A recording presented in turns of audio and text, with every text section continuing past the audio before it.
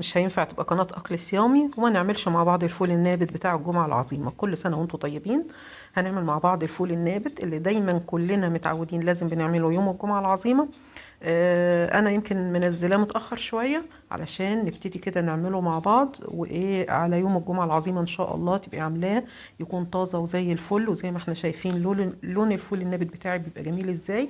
التنبيته بتاعته بتبقى حلوه قوي.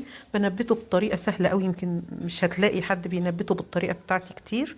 هتلاقي الطريقه سهله جدا جدا وبسيطه، حتى لو اول مره تعمليه ويطلع ناجح معاكي وزي الفل. ريحه الفول النابت وطعمه بجد بجد يعني مش عايزه اقولك هتسيبي شوربه اللحمه وتاكليها، لكن فعلا بتبقى طعمها حلو جدا جدا جدا. اتمنى ان هي تعجبكم.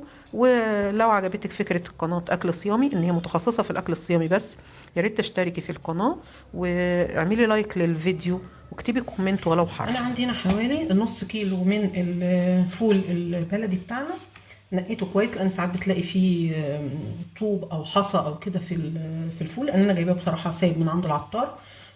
نقيته كويس. هبتدي اغسله وانقعه بالميه، اغطيه بالميه، مثلا الميه تبقى في ايه ب4 او 5 سنتي كده. انا غسلته ونقعته بالميه. احنا الصبح بعد الظهر هدلق الميه دي.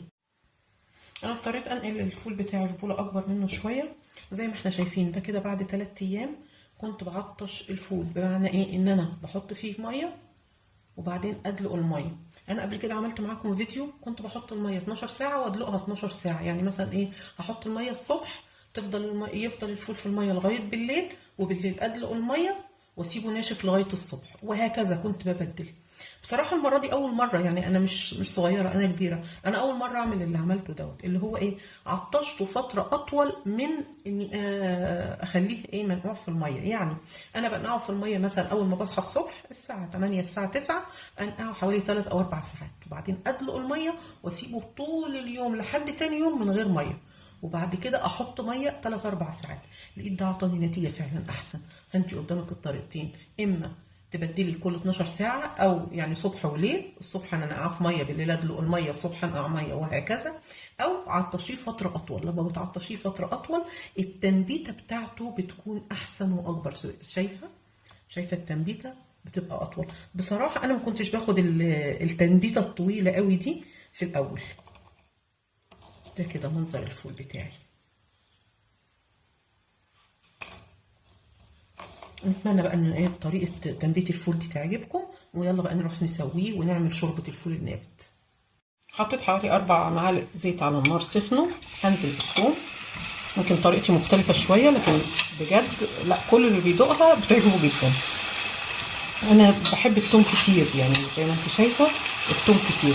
ومش هعمل الفول اللي انا نبته كله لانه كتير عليا على استخدامي، فانا هاخد حوالي نصه والباقي بشيله في الفريزر واطلعه اعمله تاني فول نابت.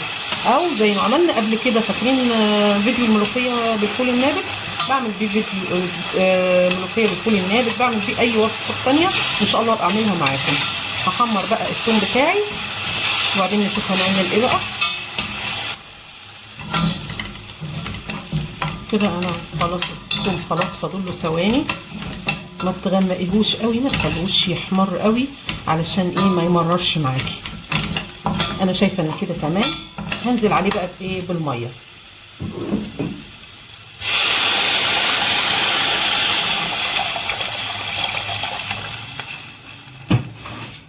الميه بتاعتي هبتدي ان انا ايه ابهرها. اول حاجه هحط مرقه خضروات فوريه.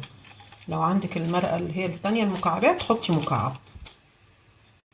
طبعا معايا اساسي الكمون، نص معلقه كمون، حبهان ورق لورا، ممكن ما تحطيهمش براحتك. كده الشوربه بتاعتي بتغلي. هبتدي انزل عليها بقى بايه، بالنابت. طبعا زي ما اتفقنا انا هشيل جزء منه في الفريزر. النابت شطفته كويس. وبعدين ايه، هنزل في الشوربه بتاعتي. هنزل بقى مع النابت بمجرد ما بنزل بالنابت هنزل بيه عصرة ليمونة. عصرة الليمونة ده بقى اللي هتحافظ لي على لونه فاتح، ما يأكسدش ولونه ما يغيرش، وهتخلي لونه ابيض كده وفاتح وجميل. بس هغطي عليه واسيبه بقى لغايه ما يستوي.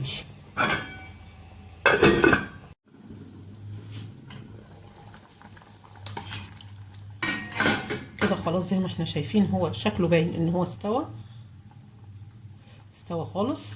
نحط له بقى الملح بتاعه، نديله غلوه بعد الملح زي ما احنا شايفين. شايفه الميه بتاعته فاتحه ازاي، وريحته بقى تحفه تحفه.